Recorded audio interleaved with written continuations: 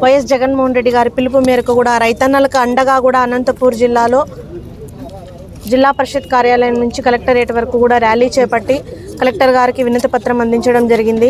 మన అనంతపూర్ జిల్లా కరువు జిల్లాలో కూడా ఇప్పుడున్నటువంటి కూటమి ప్రభుత్వము రైతులని ఏ కోశాన కూడా ఆదుకున్న పాపాన పోలేదు. రైతులకు గిట్టుబాటు ధర కల్పిస్తామని చెప్పేసి అన్నదాత సుఖీభవ కింద 20,000 రూపాయలు ఇస్తామని చెప్పేసి 6 నెలలు గడుస్తున్నా కూడా ఒక్క రూపాయి కూడా రైతులకు ఇచ్చి వాళ్ళని ఆదుకున్న పాపాన పోలేదు. ఇప్పటికైనా కూడా ప్రభుత్వ పెద్దలు కనికరించి రైతులకు వెంటనే మద్దతు ధర ప్రకటించాలి, గిట్టుబాటు ధర ప్రకటించాలని కూడా ఈ సందర్భంగా వైఎస్ఆర్ కాంగ్రెస్ పార్టీ తరపున మేమందరం కూడా డిమాండ్ చేస్తూ ఉన్నాం.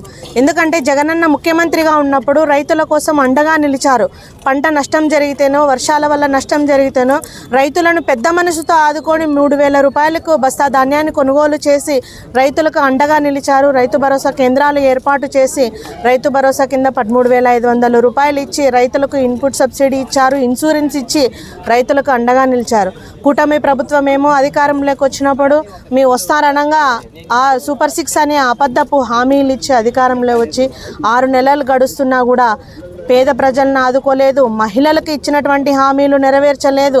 మరీ ముఖ్యంగా రైతన్నలకు కేవలము వాళ్ళు మాటలతోటే పబ్బం గడుపుతూ రైతులను దగా చేస్తూ ఉన్నారు. మేమందరం కూడా వైఎస్ఆర్ కాంగ్రెస్ పార్టీ తరఫున డిమాండ్ చేస్తూ రైతులను వెంటనే ఆదుకోవాలా, రైతులకు గిట్టుబాటు ధర కల్పించాలా, రైతులకు మోసం చేయకుండా మీరు ఇప్పటికైనా కూడా సక్రమంగా పరిపాలన చేయాలని కూడా కోరుతూ ఉన్నాం.